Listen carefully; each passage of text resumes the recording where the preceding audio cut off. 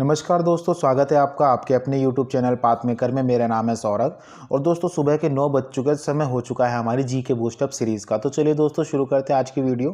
पहला क्वेश्चन हमारे सामने है, भारत के संविधान में मौलिक कर्तव्यों को कब शामिल किया गया था।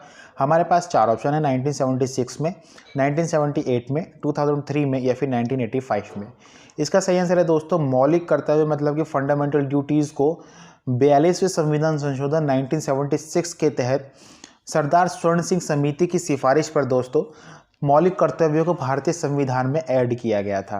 मैंने आपको बताया 42वां संविधान संशोधन 1976 के तहत। ठीक है दोस्तों, जो एक कमेटी थी सरदार स्वर्ण सिंह कमेटी जिसका नाम दिया गया था, इसकी जो अध्यक्षता थी जो इसकी अध्यक्षता की गई थी दोस्तों सरदार स्वर्ण सिंह के द्वारा की गई थी। और इन्होंने ये सिफारिश की थी कि जो ये भारतीय संविधान में मौलिक कर्तव्य मतलब कि फंडामेंटल ड्यूटीज़ को जो रखा जाए, ये इसके लिए एक सेपरेट चैप्टर हो भारत के संविधान में। इसी को नज़र में देखते हुए दोस्तों पार्ट 4A इंट्रोड्यूस किया गया था भारतीय संविधान में, और पार्ट 4A में भी आर्टिकल 51A में मौलिक कर्तव्यों को जगह दी गई थी। आप ध्यान रखेंगे दोस्तों, जो हमारे फंडामेंटल ड्यूटीज़ हैं वो पार्ट 4A में और आर्टिकल 51A में दी गई हैं। दोस्तों मैंने आपको कल की वीडियो में भी बताया था कि 42वें संविधान संशोधन से बहुत सारे कार्य किए गए थे। उनमें से एक मोस्ट इंपोर्टेंट कार्य ये भी था कि 42वें संविधान संशोधन 1976 के तहत मौलिक कर्तव्यों को इंट्रोड्यूस किया गया था हमारे संविधान में। अब बात आती है दोस्तों मौलिक कर्तव्यों को किस देश के संविधान से लिया गया था, तो इसका आंसर है दोस्तों रशिया। ठीक है, क्या मौलिक कर्तव्य रूस के संविधान से लिए गए थे। ठीक है, अब हम बात करते हैं क्वेश्चन नंबर 2। निम्न में से किसके द्वारा गांधी और स्टालिन पुस्तक लिखी गई है। हमारे पास चार ऑप्शन है, Mahatma Gandhi, Martin Luther, Louis Fischer या फिर मदर टेरेसा। इसका सही आंसर है दोस्तों ऑप्शन सी, लुई फिशर के द्वारा लिखी गई है गांधी और स्टालिन पुस्तक। क्वेश्चन नंबर 3 हमारे सामने दोस्तों, स्थायी चुंबक निम्नलिखित में से किस पदार्थ से बना होता है। हमारे पास चार ऑप्शन है दोस्तों, डाइग्नेमाइट, डाईमैग्नेटिक, फेरोमैग्नेटिक, एंटी फेरोमैग्नेटिक या फिर ए तथा बी दोनों। देखिए दोस्तों, जो परमानेंट मैग्नेट होती है वो बनी होती है दोस्तों किस पदार्थ से बनाई जाती है, वो होती है फेरोमैग्नेटिक से। ठीक है, फेरोमैग्नेटिक का इस्तेमाल होता है स्थायी चुंबक को बनाने में। क्वेश्चन नंबर 4 हमारे सामने दोस्तों, यदि कोई चुंबक दो बराबर भागों में काट दिया जाए तो प्रत्येक टुकड़े की ध्रुवीय शक्ति पर क्या प्रभाव पड़ेगा, मतलब जो उसकी पोल की पावर होती है उस पर क्या प्रभाव पड़ेगा। हमारे पास चार ऑप्शन है, आधी हो जाएगी, कोई परिवर्तन नहीं होगा, दोगुनी हो जाएगी या फिर चार गुनी हो जाएगी। इसका सही आंसर है दोस्तों ऑप्शन बी, उसकी पोल की जो शक्ति होती है, पावर होती है, उस पर कोई भी फर्क नहीं पड़ेगा। क्वेश्चन नंबर 5 हमारे सामने दोस्तों, हेमेटाइट किसका अयस्क होता है। हमारे पास चार ऑप्शन है, गोल्ड का, सिल्वर का, कॉपर का या फिर आयरन का। इसका सही आंसर है दोस्तों हेमेटाइट और मैग्नेटाइट जो होते हैं दोस्तों ये आयरन के अयस्क होते हैं। ठीक है, और दोस्तों हेमेटाइट से आप एक बात और ध्यान रखेंगे, स्टडी ऑफ ब्लड जो होता है दोस्तों उसको हम हेमेटोलॉजी कहते हैं। क्या कहते हैं दोस्तों, स्टडी ऑफ ब्लड, मतलब कि जो खून का विज्ञान होता है, अध्ययन करने का विज्ञान होता है, उसको हम हेमेटोलॉजी कहते हैं। क्वेश्चन नंबर 6 हमारे सामने दोस्तों, रेटिना पर बनने वाला प्रतिबिंब कैसा होता है, मतलब जो हमारा आँख के अंदर जो रेटिना होता है उस पर जो फोटो बनता है वो कैसा बनता है, उल्टा बनता है, वास्तविक बनता है, छोटा बनता है या फिर उपरोक्त तीनों सही हैं। उल्टा मतलब दोस्तों ऑपोजिट, वास्तविक मतलब दोस्तों रियल, और छोटा मतलब दोस्तों स्मॉल साइज में। तो ये तीनों के तीनों ही सही हैं दोस्तों, मतलब कि उपरोक्त सही तो होगा इसका आंसर। रेटिना पर बनने वाला प्रतिबिंब ऑपोजिट, रियल और स्मॉल होता है। ठीक है, क्वेश्चन नंबर 7 हमारे सामने दोस्तों, दांतों के डॉक्टर किस प्रकार के दर्पण का इस्तेमाल करते हैं।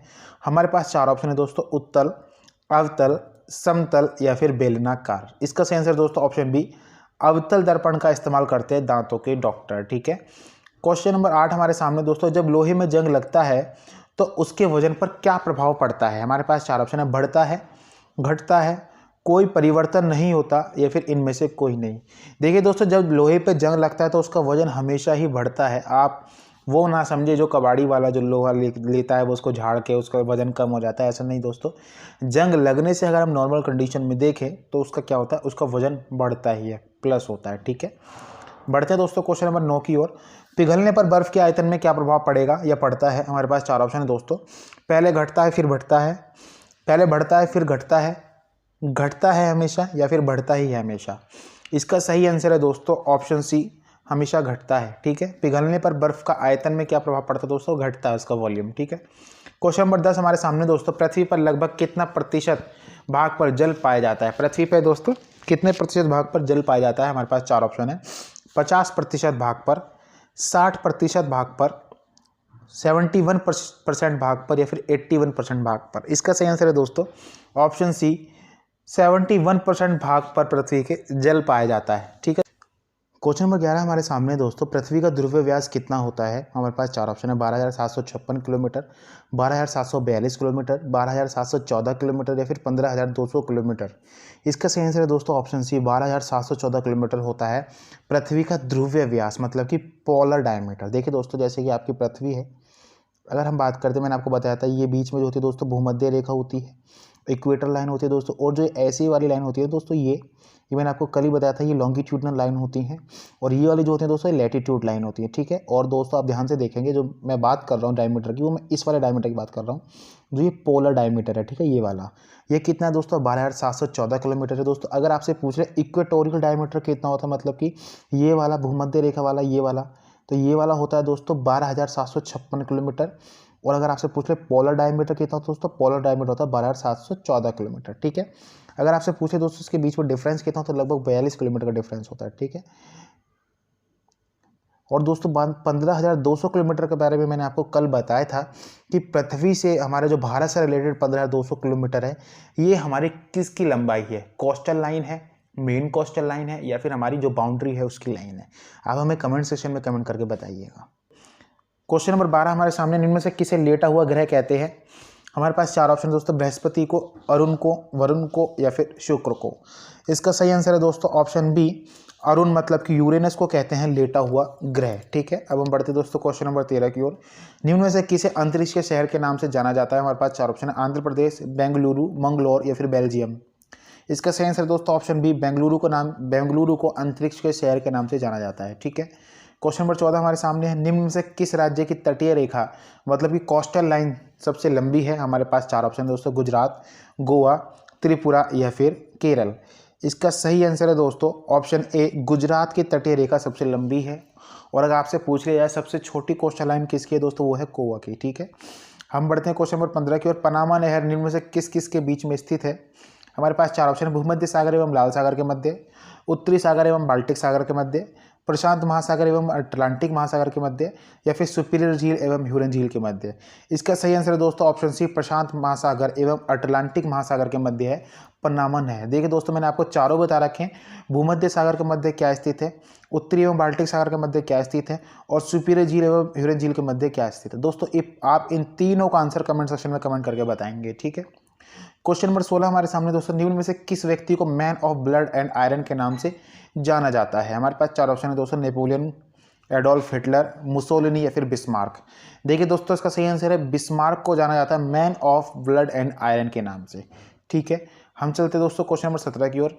खजुराहो के प्रसिद्ध मंदिर का नाम क्या है और यह कहाँ स्थित है? हमारे पास 4 ऑप्शन है दोस्तों, कंदरिया महादेव का मंदिर मध्य प्रदेश, बृहदेश्वर मंदिर तंजौर, मुक्तेश्वर मंदिर तंजौर या फिर चौलपुरम मंदिर ओडिशा।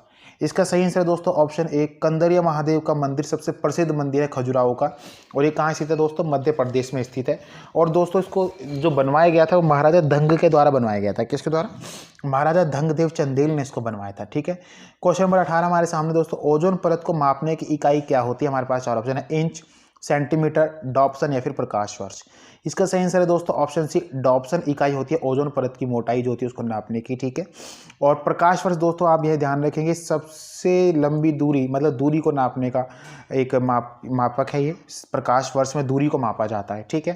क्वेश्चन नंबर 19 दोस्तों, 2020 का वाइल्ड लाइफ फोटोग्राफर कौन बने? हमारे पास 4 ऑप्शन है, Sergei Gorshkov, Sam Rawlins, Mary Jordan या फिर इनमें से कोई नहीं। इसका सही आंसर है दोस्तों ऑप्शन ए, सर्गेई गोर्शकोव बने हैं 2020 के वाइल्ड लाइफ फोटोग्राफर। ठीक है।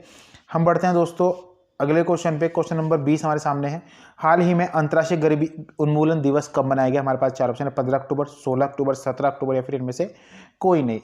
18 अक्टूबर। इसका सही आंसर है दोस्तों ऑप्शन सी, 17 अक्टूबर को मनाया जाता है अंतर्राष्ट्रीय गरीबी उन्मूलन दिवस। क्वेश्चन नंबर 21 का आंसर दोस्तों आपको कमेंट सेक्शन में कमेंट कर खुद ही बताना है, नाबार्ड क्या है और इसका पूर्ण रूप क्या है। ठीक है। आज की वीडियो दोस्तों यहीं पे समाप्त होती है। आपको वीडियो कैसी लगी कमेंट सेक्शन में कमेंट करके जरूर बताइएगा, हमें आपकी कमेंट का इंतजार रहेगा। तो चलिए दोस्तों, विदा लेते हैं अब आपसे। अगर आपको ये वीडियो पसंद आई तो लाइक करें, शेयर करें और दोस्तों कमेंट करना ना भूलें, ताकि आपके और हमारे बीच में टू वे कम्युनिकेशन संभव हो सके। ठीक है, इसी तरह की वीडियो पाने के लिए दोस्तों हमारे चैनल को अभी सब्सक्राइब करें और बेल आइकन प्रेस करना ना भूलें, ताकि हमारे द्वारा डाली गई वीडियो को नोटिफिकेशन आप तक पहुंच सके। तो चलिए दोस्तों, विदा लेते हैं अब आपसे, मिलेंगे नेक्स्ट वीडियो में। थैंक्स फॉर वॉचिंग गाइस, जय हिंद, जय